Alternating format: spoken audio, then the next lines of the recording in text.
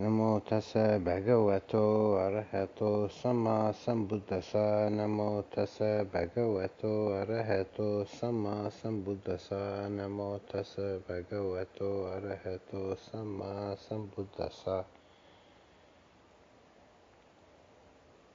Probably gonna keep this talk on the short side. My voice is gonna probably give out before too much longer. Thought I'd touch on the theme that I spoke about at the Ottawa retreat, about meditation practice as a simplification and a purification. Or another way of saying it is, what we're trying to do is to access a more natural state of mind. The practice or exercise of meditation is, in its exterior form, it's a kind of artificial thing that we do. We deliberately sit still and focus on a meditation object. But the state of mind that we're bringing forth is really a more primordial, basic state of mind than the mind of busyness that we experience in our ordinary waking life. This is the mind before, beneath, and between thought. It's the more basic level of mind. All the complications that we experience in the mind, all the various sankharas, constructions, stuff we do with the mind, are complications that are added on, that are not fundamental to our being. They're like froth, like sea foam. Even in a stormy ocean, there's a lot of waves and froth and noise at the surface, but the depth is quiet and still. The sky might have clouds and might be dark with thunderclouds, or there might be complicated patterns of fluffy white clouds moving around, but behind it is the clear blue sky, which is always there whether the clouds are there or not. We can tend to think of the states that we're aiming towards in meditation, like the jhanas. We tend to think of that as something remote or exotic, or something new to be attained, some kind of fantastic new experience. But really it's just what the mind naturally settles into when you strip away the levels of complication. It's the mind in a more basic restful mode. The ordinary mind in the sense desire modality, which is what we experience as humans, is very complex. And there are all kinds of desires and fears and imaginations and thoughts, sense impressions, ideas, all the emotions, all these things are going on all the time. Very complex whirling of formations. When we take up a samadhi practice, we're focusing on a chosen object like the breath. We're gradually settling all this stuff down and getting back to a more basic experience of just the mind knowing the object. And we're withdrawing ourselves from the sense basis, the sense experience. So when the unification becomes very strong and very stable, then we call this first jhana, which has characteristics of vitaka vichara, applied and sustained application of mind, piti sukha, rapture and bliss, and ekagata, the unification of mind.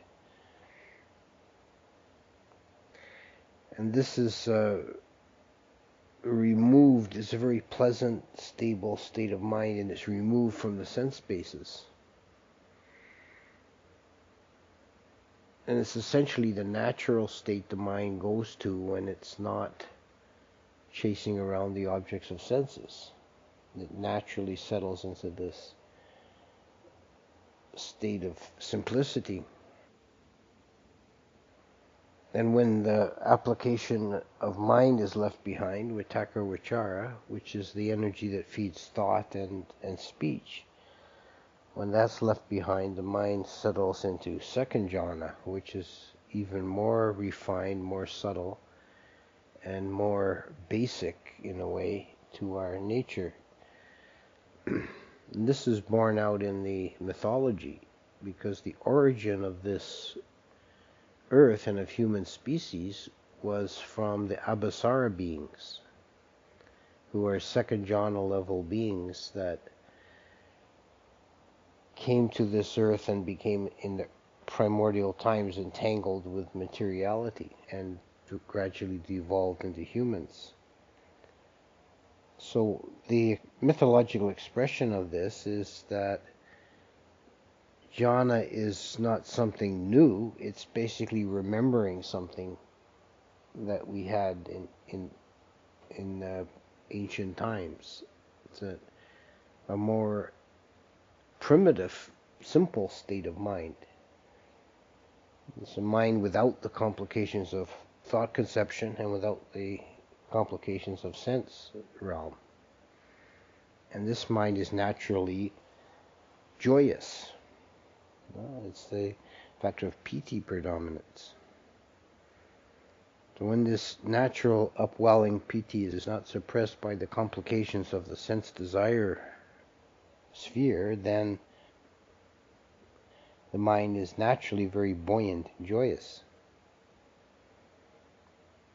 And underlying that is bliss of third jhana, and underlying that is equanimity of fourth jhana, the profound peacefulness. The same kind of analysis can be applied to the vipassana path of investigation as well. That we're moving towards a more simple, basic understanding of mind. When you initially begin to do vipassana and look at the workings of the mind, it all seems very noisy and complex, and there's all sorts of patterns and structures and many wheels turning. But as you get closer and closer to the fundamental underlying bedrock reality of the experience, you see more and more that it's just variations on a theme. It's just mind arising to an object.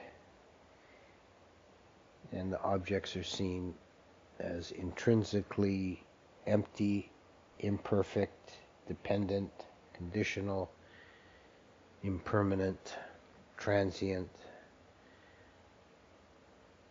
So the fascination with them becomes attenuated. And instead of experiencing the mind as full of variety and amazing shifting patterns, some of them fascinating, some of them terrifying, instead it's just seen as a repetitive, in a sense, a boring or wearying kind of repetition. This is just more of the same, more of the same. There's nothing to grasp here. And the mind settles into, after going through many changes and perturbations, it settles into the state we call equanimity of formations, which is vipassana being done naturally, purely, and without effort. The mind is just passively observing in a state of profound equanimity. And there's no sense of effort being put forth at that time. But there's absolute clarity. And this is, again, a very simple, pure, basic state of mind. There's no grasping, there's no project going on, there's nothing doing. It's as close to doing nothing at all as you can get. And it's not yet full awakening, but it is the point from which awakening is possible. And it's as far as we can get by effort. And it comes from clearly seeing the fundamental nature of things. And not being caught in appearances and superficialities, but getting down to the underlying structure and the absolute simplicity and clarity of that. We could say that the realization of the unconditioned that comes from this place is the ultimate simplicity, the ultimate primordial state that is, again, nothing new, is simply what happens when we stop doing samsara.